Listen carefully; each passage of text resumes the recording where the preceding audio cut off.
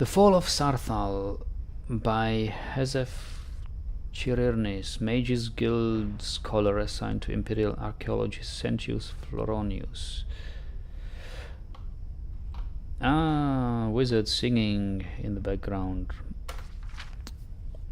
Let it be known that the esteemed archaeologist has chosen to focus his boundless talents on the cooking and baking habits of early First Era Nords. While this work will no doubt bring great glory and benefit to the Empire, it is clear that my limited expertise is of no use to this effort. I have instead been using my considerable free time to investigate a particular avenue of study, namely that of the Fall of Saarthal. Every child of the Empire knows what happened here. That the first city of men on Tamriel was sacked by the elves, jealous and fearful of the threat men posed to them. Relations have obviously improved considerably since then, but to be able to see the results of the destruction firsthand, it is quite striking to know the degree of effort that went into the venture. The first task before me was differentiating between areas of original architecture and those that were rebuilt after Isgramor retook the city with his 500 companions.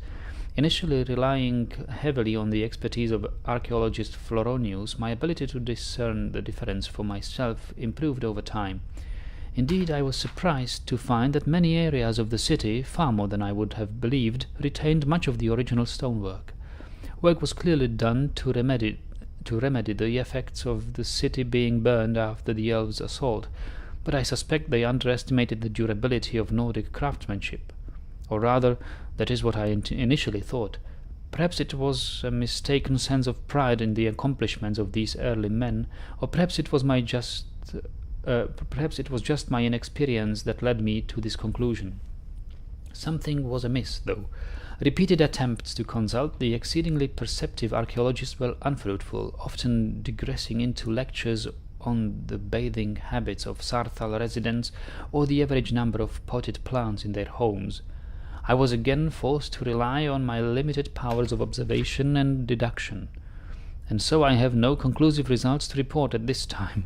I can say with certainty that the initial attack on Saarthal seems to have been very focused and does not appear to correlate to any locations that have been established as points of defense or importance, while the eminent scholar Sentius has yet to examine my findings. Sentius, hello Sentius, Sentia. Yet to examine my findings, or indeed show any interest in them.